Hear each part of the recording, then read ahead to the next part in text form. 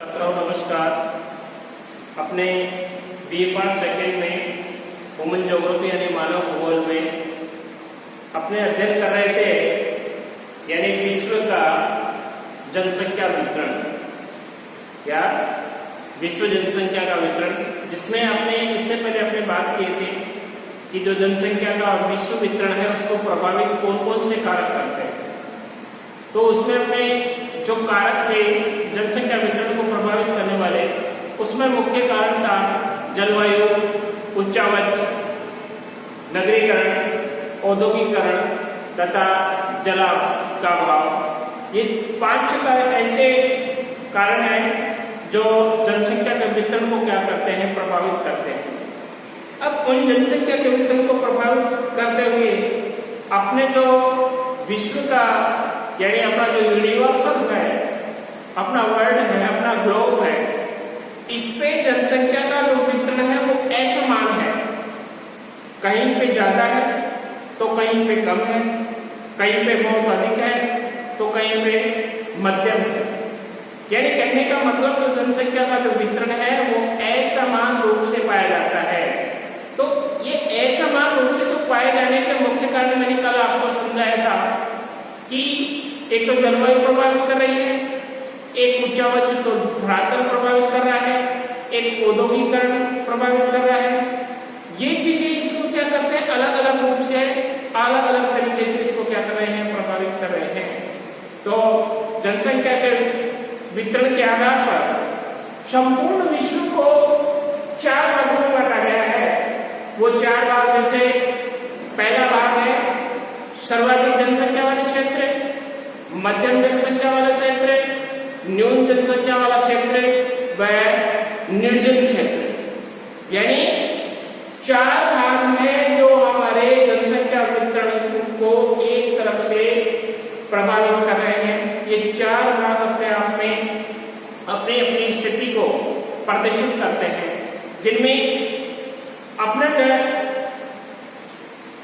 जनसंख्या वितरण के आधार पर संपूर्ण विश्व को जनसंख्या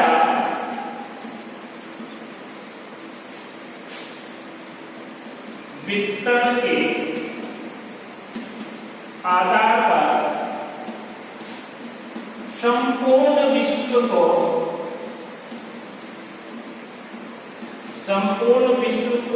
4 भागों में बांटा गया है, जिसमें पहला है अधिक जनसंख्या वाले क्षेत्र, जिसमें फर्स्ट है अधिक जनसंख्या वाले क्षेत्र। दूसरा है मध्यम जनसंख्या वाले क्षेत्र।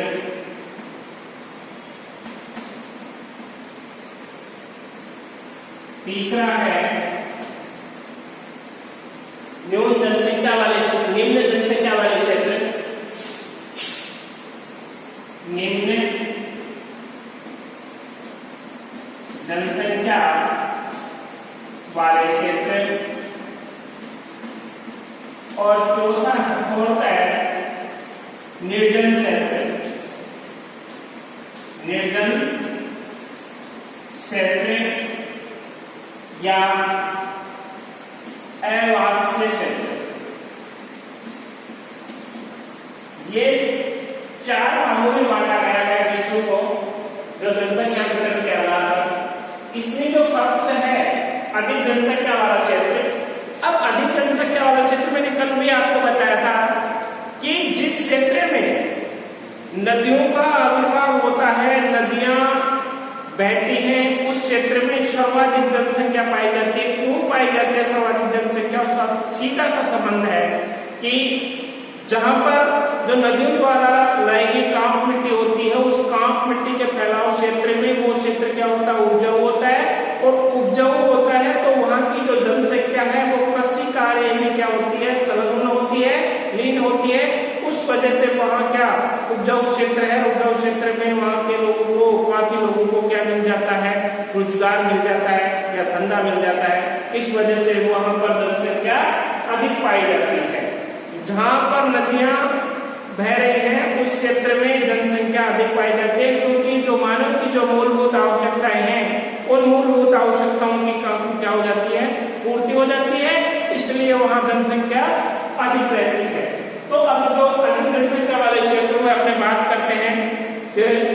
विश्व में आर्थिक जनसंख्या वाले 3 जनसमूह मिलते हैं। जैसे विश्व में अधिक जनसंख्या वाले 3 जनसमूह, विश्व में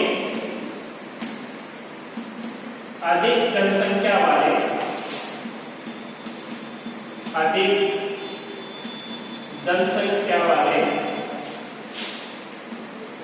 प्रमुख 3 क्षेत्र हैं। 3 क्षेत्र में पहला है एशियाई जनसमूह क्षेत्र। पहला कौन सा है? एशियाई जनसमूह क्षेत्र। फर्स्ट है एशियाई जनसमूह क्षेत्र। दूसरा है इसमें यूरोपीय जनसमूह, यूरोपीय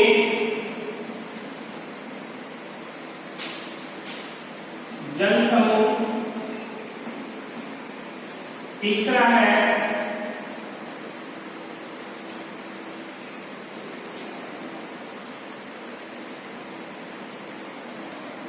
अमेजन जनसमूह क्षेत्र, अमेजन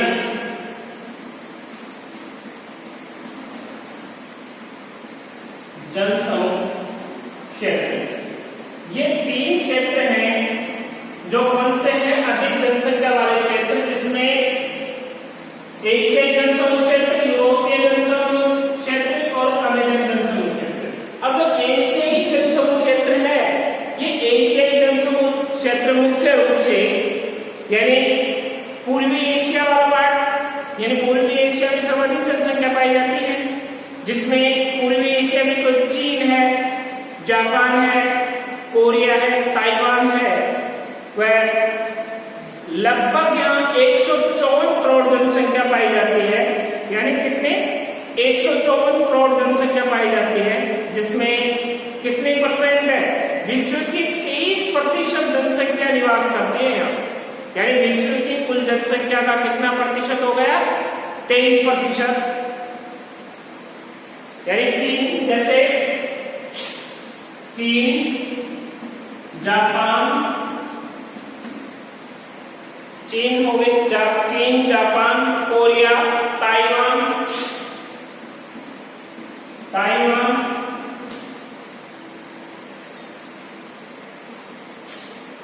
यहां 154 करोड़,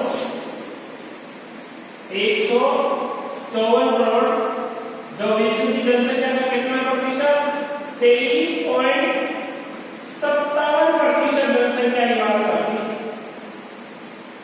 यानी कहने का मतलब 1/3 जनसंख्या केवल एशियाई जनसमूह क्षेत्र में निवास करती है, जिसमें सर्वाधिक 2 क्षेत्र ऐसे हैं जो सर्वाधिक जनसंख्या को कवरेज कर रहे हैं। वो कौन से? चीन है, भारत है और जापान है। ये 3 कंट्री ऐसे हैं जो इस जनसंख्या को अपने क्षेत्र में दिखा रहे हैं। यहाँ विश्व का सबसे बड़ा, जिसको विश्व का सबसे बड़ा जनसमूह क्षेत्र माना जाता है। इसके बाद में दूसरा है दक्षिणी एशिया। इसी में एशियाई जनसमूह में के बाद में है दक्षिणी एशिया। दक्षिणी एशिया, इस दक्षिणी एशिया में भारत है, पाकिस्तान है, बांग्लादेश है, श्रीलंका है। भारत, पाकिस्तान, बांग्लादेश और श्रीलंका।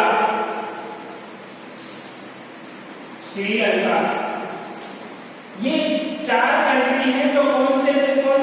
दक्षिणी एशियाई जनसमूह में, जिसमें सर्वाधिक जनसंख्या किसने पाई? कौन से देश में है? भारत में। अब इसमें जो कुल जनसंख्या है उसका प्रतिशत 147 करोड़, यानी 147 करोड़ कुल जनसंख्या 147 करोड़, जो विश्व की कितनी हो गई?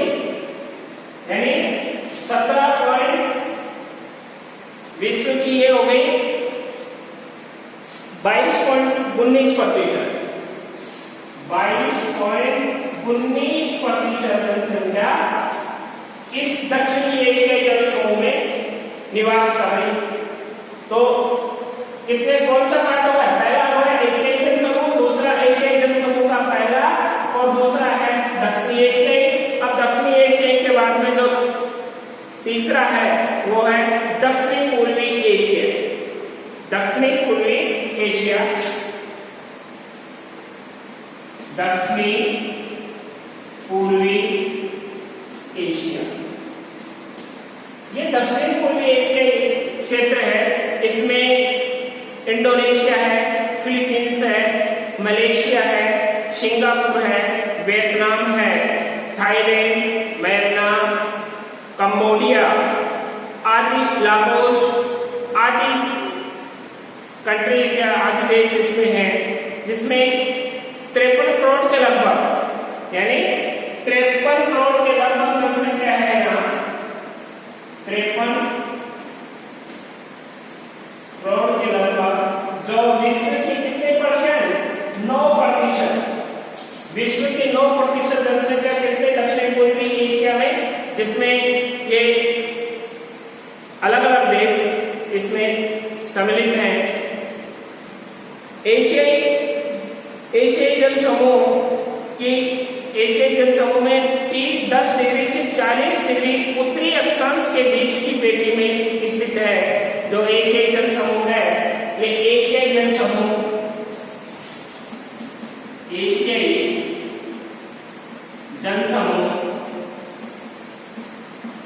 10 डिग्री से 40 डिग्री उत्तरी अक्षांश के बीच, उत्तरी अक्षांश के मध्य स्थित है। यानी अपना जो ये ग्लोब है,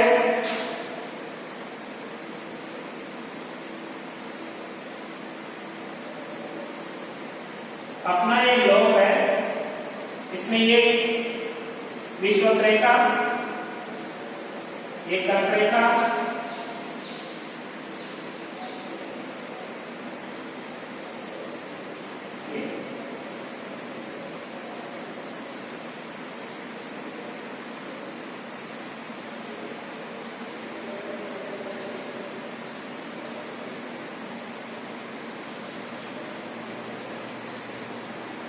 ये है, इसमें ये 0 डिग्री विषुवत रेखा, विषुवत या भूमध्य रेखा। ये कौन सी कर्क रेखा? 23.5 डिग्री, ये 23.5 डिग्री, ये 66 डिग्री, ये 66 डिग्री। तो जो यहां से लेकर, यानी 10 डिग्री से लेकर, यहां से लेकर 10 डिग्री से लेकर 40 डिग्री उत्तरी अक्षांश, ये कौन सा है? ये उत्तरी ध्रुव, और ये कौन सा? दक्षिणी ध्रुव। तो यहां से 10 डिग्री से लेकर 40 डिग्री अक्षांशों के बीच सर्वाधिक जनसंख्या पाई जाती है। यानी एशियाई जनसमूह में 10 डिग्री से 40 डिग्री उत्तरी अक्षांश के मध्य सर्वाधिक जनसंख्या पाई जाती है, जिसका मुख्य कारण है क्योंकि यहाँ सर्वाधिक क्या होती है? कृषि कार्य सर्वाधिक होता है, या बारिश जो वर्षा है उसका औसत भी काफी अधिक होता है। इस वजह से यहाँ पर सर्वाधिक जनसंख्या पाई जाती है। इस प्रदेश में कृषि की प्रधानता के कारण इसे चावल की सभ्यता या कांप सभ्यता भी कहते हैं। इस प्रदेश को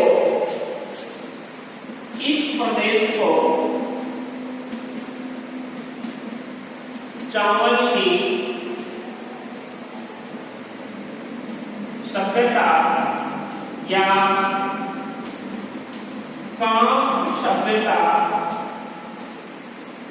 के नाम से भी जाना जाता है।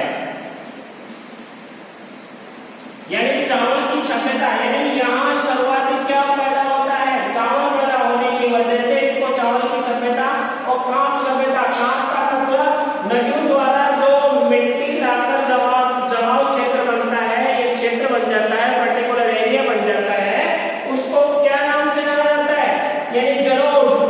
जलोढ़ क्षेत्र या जलोढ़ मिट्टी, इसलिए वहां जलोढ़ मिट्टी का क्या है, जमाव क्षेत्र है। जलोढ़ मिट्टी के जमाव क्षेत्र की वजह से वो काफी क्या है, उपजाऊ होने की वजह से वहां पर लोग क्या कर रहे हैं, कृषि कार्य कर रहे हैं। कृषि कार्य करने की वजह से वहां पर जनसंख्या काफी अधिक मात्रा में पाई जाती है।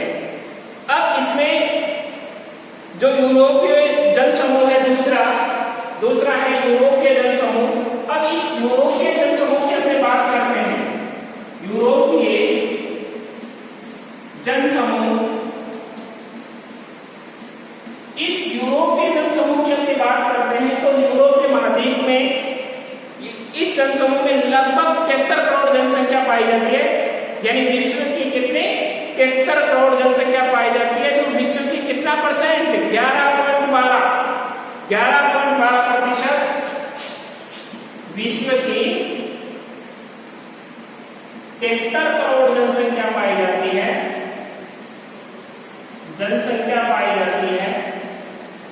जो 11.12% के लगभग है। विश्व की कुल जनसंख्या का प्रतिशत कितना है, 11.12%। अब इसमें यदि ये इतनी है तो यहाँ जनसंख्या समूह है वो 40 डिग्री से लेकर 60 डिग्री के बीच में पाया जाता है।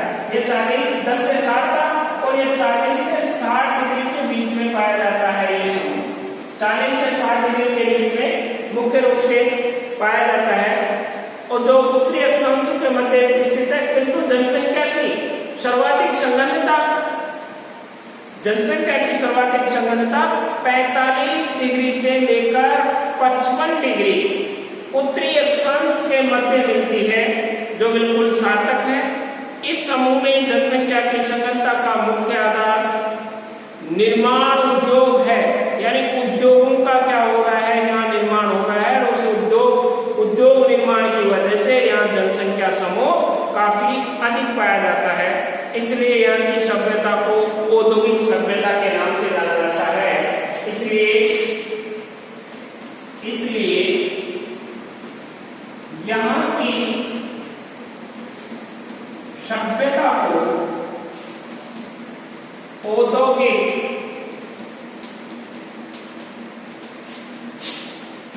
सभ्यता के नाम से जाना जाता है। यानी स्पष्ट है, जहां पर उद्योग अधिक से अधिक होंगे वहां लोगों का जमावड़ा भी अधिक होगा। क्यों? क्योंकि वहां अधिक से अधिक लोगों को क्या मिल रहा है, रोजगार मिल रहा है। अब रोजगार मिलेगा तो वहां ऑटोमेटिकली जनसंख्या का क्या, अधिक से अधिक जमाव हो जाएगा और जनसंख्या का जमाव हो जाएगा तो वहां पर जनसमूह एकत्रित हो जाएगा। स्पष्ट है।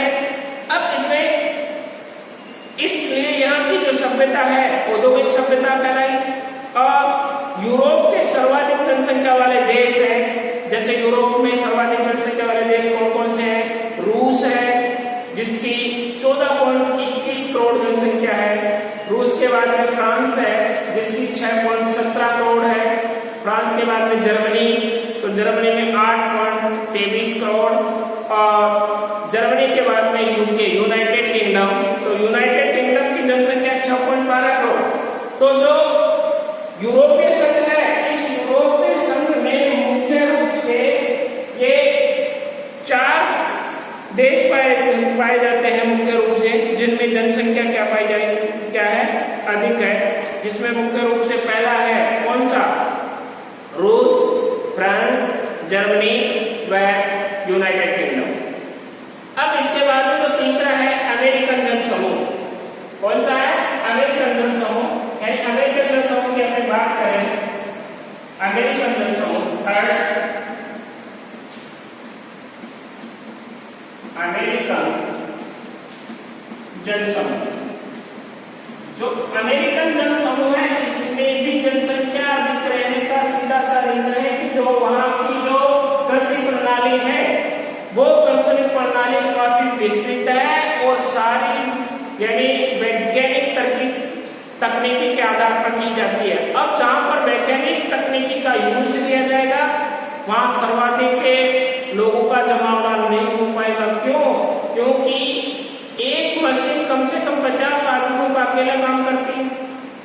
यानी एक मशीन जो तकनीक पे है वो तकनीकी 50 आदमियों का काम कर रही है, तो वहां तो कम लोग होंगे। लेकिन उस जगह क्या है कि वहां के जो लोग हैं वो एग्रीकल्चर से काफी जुड़े हुए हैं, कृषि से जुड़े होने की वजह से वो क्या खेती में कृषि कार्य कर रहे हैं, और कृषि कार्य करने की वजह से वहां जनसंख्या अत्यधिक पाई जा रही है।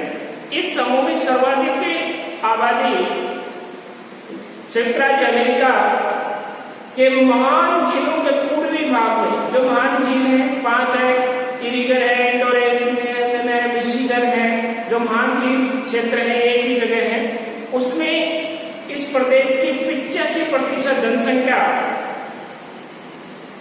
100 डिग्री पश्चिमी देशांतर के पूर्व में 30 डिग्री से 45 डिग्री उत्तरी अक्षांश के मध्य निवास करती है।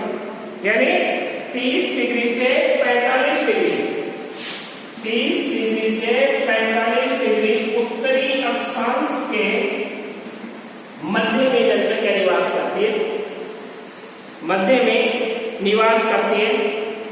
इस क्षेत्र में बड़े बड़े औद्योगिक केंद्र के साथ साथ बड़ी बड़ी कृषि पेटियां का भी काफी विकास हुआ है। इस प्रकार इस प्रदेश में उद्योग व कृषि मिश्रित सभ्यता मिलती है। यानी कहने का मतलब जो अमेरिकन जनसमूह है उसमें उद्योग व कृषि मिश्रित सभ्यता मिलती है। यानी उद्योगों के साथ में, कहने का मतलब उद्योगों के साथ साथ कृषि कार्य भी किया जाता है, कृषि कार्य भी किया जाता है। अब जैसे एक बड़ा फार्म हाउस है, उस बड़े फार्म हाउस में कहने का मतलब जो वहां 2-2, 3-3 हजार में से गाय रख ले, अब वो गाय रख ले तो उसके साथ में क्या करें, खेती करें, तो वहां से क्या करें, फार्म हाउस से उनको क्या मिल रहा है, और हरा चारा मिलने से वो क्या उनको पूंजी पड़ रही है, पूंजी पड़ने के पश्चात उनसे क्या मिल रहा है, उनको दूध मिल रहा है, तथा दूध के साथ में उनको क्या मिल रहा है, कच्चा मांस मिल रहा है, और कच्चे मांस के साथ में उनको जैसे उनकी चमड़ा मिल रहा है, ये चीजें उनको क्या हो रहा है, प्राप्त हो रहा है, एक्स्ट्रा प्राप्त हो रहा है। इसलिए वो खेती के कृषि के साथ साथ में पशुपालन को भी तर्जुमा देते हैं। इसलिए वहां की जो सभ्यता है औद्योगिक सभ्यता के साथ साथ मिश्रित सभ्यता के नाम से जानी जाती है, जो दोनों काम कर रहे हैं। अब फार्म हाउस के साथ में वो वहां क्या, जैसे बंटा फैक्ट्री है, बंटा फैक्ट्री डाल दी है और वहां उसको वो बंटा भी बन रहा है, यानी उनके लिए वो भी तैयार हो रहा है। तो दोनों काम एक ही जगह हो रहे हैं, इसलिए वहां के लोग सर्वाधिक क्या हो रहे हैं, विकसित हुए हैं। अब ये तो हो गया अधिक जनसंख्या वाले समूह। अब है मध्यम जनसंख्या वाले क्षेत्र। दूसरा है मध्यम जनसंख्या वाले क्षेत्र, जहां पर जनसंख्या मीडियम पाई जाती है। अब मध्यम जनसंख्या वाले क्षेत्र सभी महाद्वीपों में जहां प्राकृतिक व मानवीय दशाएं अधिक जनसंख्या के भरण पोषण के लिए उपयुक्त नहीं है, वहां मध्यम जनसंख्या पाई जाती है, यानी कम जनसंख्या पाई जाती है। जैसे एशिया, यूरोप व अफ्रीका के भूमध्य सागर के तटवर्ती देश, यानी एशिया, यूरोप व अफ्रीका के भूमध्य सागर के तटवर्ती क्षेत्र, जहां यानी भूमध्य सागर के जो तटवर्ती क्षेत्र है वहां पर जनसंख्या कम पाई जाती है। यानी ये नहीं कह सकते कि बहुत कम, बाकी कम पाई जाती है। इसके बाद में जो दूसरा कारण है उत्तरी अमेरिका का मध्यवर्ती व पूर्वी भाग। तीसरा है मैक्सिको, मध्य अमेरिका, पश्चिमी द्वीप समूह। और फोर्थ है दक्षिणी America, Brazil, Argentina, Peru, Chile, Uruguay, Colombia, Venezuela आदि देशों के समुद्र तटीय भागों में। ये पांचवा है अफ्रीका। तो अफ्रीका का जो नील नदी की घाटी है, मिस्र है, उत्तरी पश्चिमी अफ्रीका, मोरक्को है, अल्जीरिया है, पश्चिमी अफ्रीका तटवर्ती भाग जैसे गिनी है, नाइजर है, वह नाइजीरिया का, दक्षिण अफ्रीका, इसमें जो मध्यम जनसंख्या वाले क्षेत्र हैं अफ्रीका महाद्वीप है, तो अफ्रीका महाद्वीप में आपने देखा है कि जो मैप है, जो वर्ल्ड का मैप है, उसमें आपने देखा है कि आटाकामा मरुस्थल भी है, गोबी का मरुस्थल भी है, थार का मरुस्थल भी है। तो ये जो मरुस्थल क्षेत्र है, ये मरुस्थल क्षेत्र इस एरिया में आने की वजह से यहाँ जनसंख्या का जो जमावड़ा है वो बहुत कम मिलता है। अब इसमें जो ऑस्ट्रेलिया का दक्षिण पूर्वी भाग जैसे मरेडार्लिंग नदी है, केवल ऑस्ट्रेलिया महाद्वीप में एक ही नदी बहती है जिसका नाम क्या है, मरेडार्लिंग। ये मरेडार्लिंग आपका जो मैप है उस मैप में कई बार क्वेश्चन पूछ लेता है कि मरेडार्लिंग नदी को अपने विश्व के मानचित्र में अंकित कीजिए। अब जिस बच्चे को ये पता है कि मरेडार्लिंग कहाँ बहती है, तो मरेडार्लिंग ऑस्ट्रेलिया में। तो ऑस्ट्रेलिया कई बार क्वेश्चन रिपीट हुआ है ये राजस्थान विश्वविद्यालय के पेपर्स में कि मरेडार्लिंग नदी कहाँ है, राजस्थान वो विश्व के मानचित्र में अंकित कीजिए। तो वो ये ध्यान रखना, मरेडार्लिंग नदी एक ही नदी है ऑस्ट्रेलिया में जो कहाँ बह रही है, ऑस्ट्रेलिया में। ध्यान रखना इसका।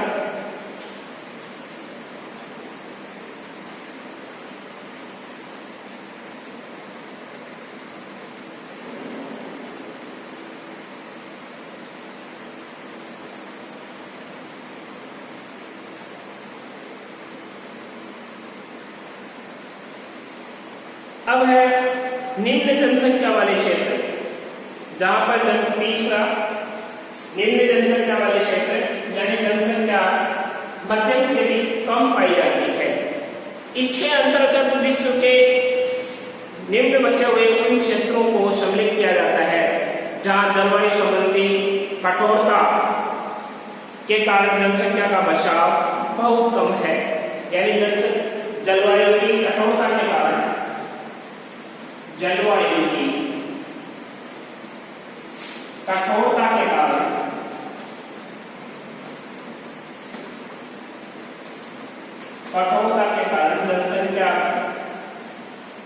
जनसंख्या काफी कम पाई जाती है, बहुत कम है। और जनसंख्या इधर उधर समूह में पाई जाती है, यानी छितरी हुई, फैली हुई क्षेत्र में है। जैसे उष्ण मरुस्थल व भूमध्य रेखीय वनों के सीमांत प्रदेश, उष्ण मरुस्थल वहां क्या है, मरुस्थल भी काफी है, और भूमध्य रेखीय वनों के सीमांत प्रदेश, कटे पटे पठार तथा पहाड़ी क्षेत्र, जहां पर कटे पटे पठार होंगे, पहाड़ी क्षेत्र होंगे, वहां जनसंख्या कमी पाई जाती है। कनाडा व यूरेशिया के टेगा वन, अब टेगा वन की बात करें, जो कनाडा व यूरेशिया के जो टेगा वन है, उस टेगा वनों की बात करें तो वहां पर वनस्पति इतनी अधिक है कि लोग निवास कर ही नहीं सकते, क्योंकि जो टेगा वन है वो टेगा वन में ऐसी मक्खियां पाई जाती हैं, यदि एक मक्खी किसी मनुष्य को काट गई तो उसका जो प्रभाव है यानी काफी मनुष्य में फैल जाता है, एक बार में ही काफी जनसंख्या क्या हो जाती है, नष्ट हो जाती है, खत्म हो जाती है, डेथ हो जाती है। इस चक्कर में टेगा वनों में जनसंख्या यानी बहुत कम पाई जाती है। जैसे एशिया पश्चिमी चीन, तिब्बत, मंगोलिया तथा एशिया के रूप में विस्तृत भाग है। अब है फोर्थ है बिना बसे हुए क्षेत्र, जो चौथा है बिना बसे हुए क्षेत्र, अवास्य क्षेत्र, निर्जन क्षेत्र। इसको तीन नामों से अपने क्या कर सकते हैं, संबोधित कर सकते हैं, निर्जन क्षेत्र, अवास्य क्षेत्र या बिना बसे हुए क्षेत्र। अब आपको विदित होगा, पता चल गया होगा कि अवास्य क्षेत्र ऐसे कौन से क्षेत्र हैं जहां पर जनसंख्या नहीं रह सकती, यानी मनुष्य के जो लायक ऐसा क्लाइमेट नहीं है, उस जगह पे यानी जनसंख्या क्या होगी, अवास्य होगा। अब बात करें अपने जैसे ठंडा बर्फीला क्षेत्र, यानी एंटार्क्टिका जो उत्तरी ध्रुव है, दक्षिणी ध्रुव है, जहां पर हमेशा बर्फ जमी रहती है, एशियाई समूह है। अब उस क्षेत्र में जहां पर मनुष्य के रहने के लायक वातावरण नहीं है, टेम्परेचर नहीं है, तो वहां पर क्या जनसंख्या रहेगी, नहीं रहेगी। तो जो ठंडे क्षेत्र हैं उन ठंडे क्षेत्रों में जनसंख्या न्यून पाई जाती है, उन क्षेत्रों को क्या कहा जाता है? जैसे ग्रीनलैंड है, अंटार्कटिका है, तो अंटार्कटिका महाद्वीप में हमेशा बर्फ जमी होने की वजह से वहां पर क्या होता है? निर्जन क्षेत्र, उस क्षेत्र को क्या माना जाता है? निर्जन क्षेत्र माना जाता है। जैसे दक्षिण अफ्रीका में बात करें, गोबी का मरुस्थल है, अटाकामा है, ये मरुस्थलीय क्षेत्रों में क्या टेम्परेचर अधिक रहता है, गर्मी अधिक रहती है, तो जहां पर गर्मी अधिक होगी वहां पर मनुष्य नहीं रह सकता, इसलिए वहां पर जनसंख्या कम पाई जाती है। अपने बिना बसे हुए क्षेत्रों में पृथ्वी का लगभग 50% इसलिए क्षेत्र पूर्णतः अथवा लगभग जनशून्य है, यानी पृथ्वी का 50% भाग, पृथ्वी का 50% भाग लगभग जनशून्य माना जाता है। जनशून्य माना जाता है, जनशून्य माना जाता है। जहां स्थायी निवास का अभाव होता है, जहां पर स्थायी निवास का क्या होता है? अभाव होता है। ऐसे क्षेत्र जो धरातलीय विषमताओं तथा जलवायु संबंधी दशाओं के कारण मानव निवास के क्या होते हैं? बिल्कुल प्रतिकूल होते हैं, बिना बसे हुए क्षेत्र कहलाते हैं वो। यानी कहने का मतलब ऐसे क्षेत्र जो धरातलीय विषमताओं, ऐसे क्षेत्र जो धरातलीय विषमताओं तथा जलवायु संबंधी दशाओं के कारण मानव निवास के प्रतिकूल हैं, बिना बसे हुए क्षेत्र कहलाते हैं। यानी इसको आप परिभाषा में भी कन्वर्ट कर सकते हैं, इसको परिभाषा भी बना सकते हैं। यानी ऐसे क्षेत्र जो धरातलीय विषमताओं तथा जलवायु संबंधी दशाओं के कारण मानव निवास के प्रतिकूल हैं, वो बिना बसे हुए क्षेत्र कहलाते हैं। जिसमें जैसे अति ठंडे प्रदेश, शीत क्षेत्र जिसमें अंटार्कटिका है, ग्रीनलैंड है, यानी दोनों से विश्व के मानचित्र में आप देखना कि जो विश्व के मानचित्र में जो व्हाइट क्षेत्र है वो क्षेत्र जनशून्य माना जाता है। क्यों? क्योंकि वहां क्या बर्फ पड़ रही है, बर्फ जमी हुई रहती है।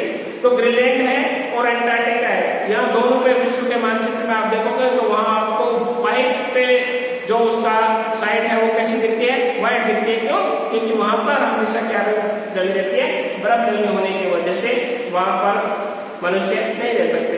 उसके बाद में दूसरा रीजन है उष्ण मरुस्थल, जहां पर काफी गर्मी पड़ती है, टेम्परेचर यानी 48% से अधिक रहता है, यानी 48% से अधिक रहता है।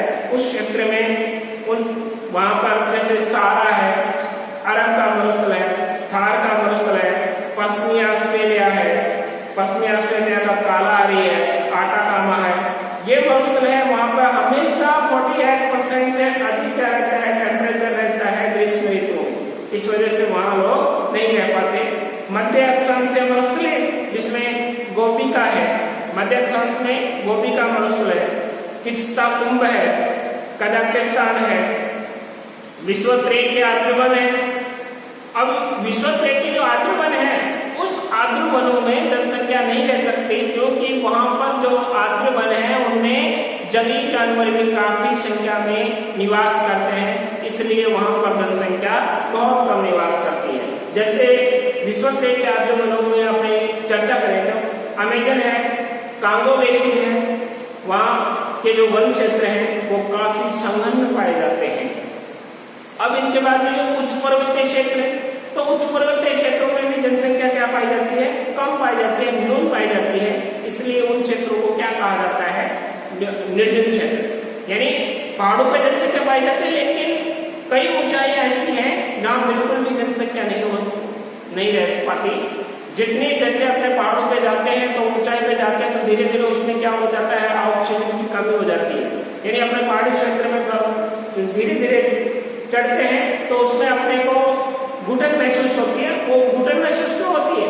क्योंकि वहां पर ऑक्सीजन की मात्रा क्या हो जाती है? कम हो जाती है, इसलिए वहां पर घुटन महसूस होती है। इसलिए जितने अपने पहाड़ों पर जाते हैं, ऊंचाई पर जाते हैं, तो वहां ऑक्सीजन की मात्रा कम हो जाती है और पहाड़ों पे जाने से पहले ऑक्सीजन के सिलेंडर साथ में लेके जाना अति आवश्यक होता है।